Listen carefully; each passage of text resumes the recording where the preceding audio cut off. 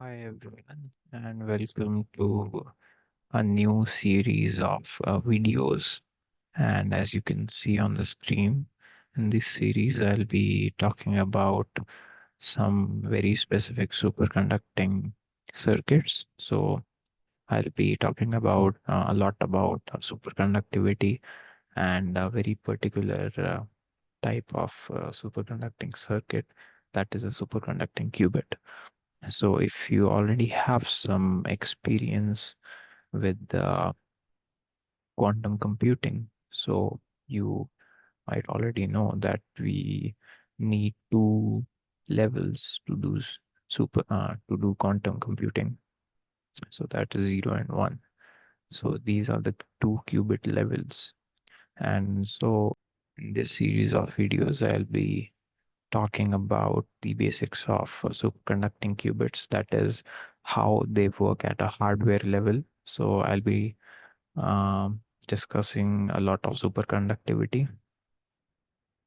I'll also try to mention some relevant resources that you can refer to, and I'll also mention them in the description for the convenience of the viewers. So to get started, first of all, I'm going to talk about the classical LC oscillator circuit. Now, you might have studied this in your physics class in school, but I'm still going to discuss it very briefly. Let's assume that to start with, we have a voltage V naught and capacitor at time t equals 0. And so in general, the voltage on the capacitor can be set to be V, and the capacitor can be set to have a charge Q, let's say. And let's say the current flows this way. So we can write the Kirchhoff's loop law. Using that law, we can write the voltage equation. So note that V is the voltage of the capacitor. The charge on the capacitor is Q, which equals C times V. So we can write this equation in a different way. And also notice that the current I is actually equals to minus dq by dt, because a current flowing this way would imply a reduction in charge on the capacitor plates. So we can take this term to be equal to some omega naught square. And you might have already recognized this equation. This is an equation of a simple harmonic oscillator. And the solution looks something like this. Now for our specific case, for our specific initial conditions, we know that at time t equals 0, the charge on the capacitor is C times V naught. So we can write the general charge Q at some later point in time as C times V naught cos omega t. Now I can further add to this discussion by adding a resistor here, and then the energy of the system won't be conserved, as there's a current going through the resistor and there will be heat losses. But I'm not going to go into those details, as those are not relevant to our those won't be relevant to our discussion in the future. So this is a classical harmonic oscillator. I might as well write it here. Now we'll continue our discussion to the quantum harmonic oscillator. So I highly recommend you to go through Griffiths textbook on quantum mechanics. So it is a nice textbook. I'll write the complete name of the textbook in the description of this video.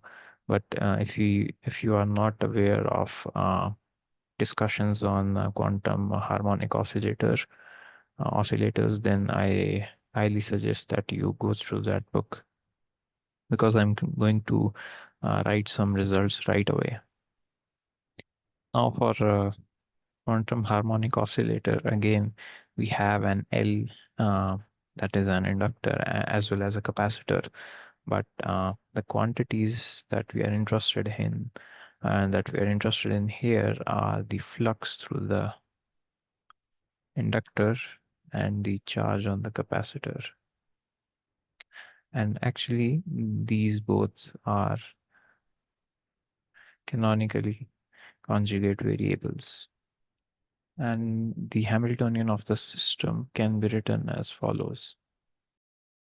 And after some treatment, which I'm going to skip here, and I suggest that you can go through the textbook for the detailed discussion. So the Hamiltonian comes out to be this. That is, it can be shown to be equal to this. And here, omega naught is this, and n is an integer which can take the value 0, 1, 2, 3, and so on. Now, the energy levels of a quantum harmonic oscillator are discretized, as we can see from here. That is because the energy levels can only take discrete values. Uh, that is apparent from the presence of this n here, which is an integer. So thinking of a qubit, you might actually imagine that we can take some lower energy level as 0 and an upper energy level as 1, and we can perhaps work with this. But in reality, when we are building a quantum computer in a lab, there's a problem that there are not actually just these two states present. There are actually higher states present as well. So this would be 0, 1, 2, 3, 4, and so on. Now, the problem with this simple quantum harmonic oscillator system is that all of these energy levels are equally spaced. Now, that is a problem. So all of them are separated by the same energy difference. And the reason this is a problem is that, let's say we just want to stick to these states. We don't want to go to the higher states, as that is unfavorable for our computation. But let's say I'm exciting the computer, and uh, I'm exciting the ground state. I'm sorry.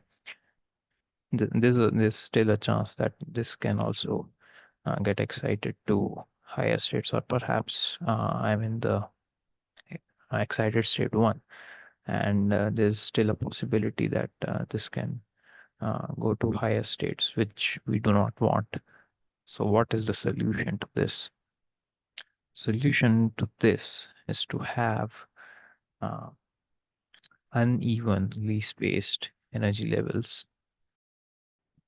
This is, let's say, h bar omega naught.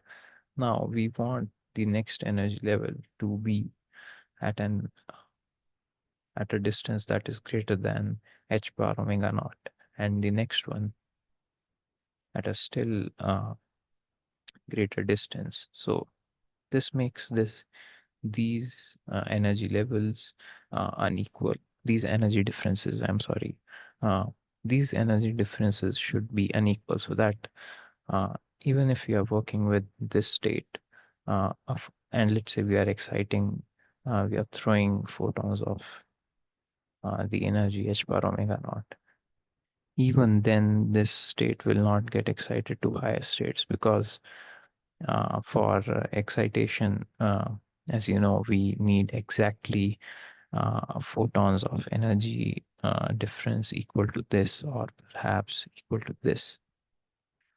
So this is a system that we want, but as you can see, this is not possible with the quantum harmonic oscillator that we have here. So what is the solution to this? Now the solution to this is, instead of using, so we have two elements in the circuit here. One is a capacitor and the other is an inductor. Now the inductor here is what is known as a linear inductor. That is, it's a relation uh, between the flux and the current is linear. So we often write this. Now this is a linear relation.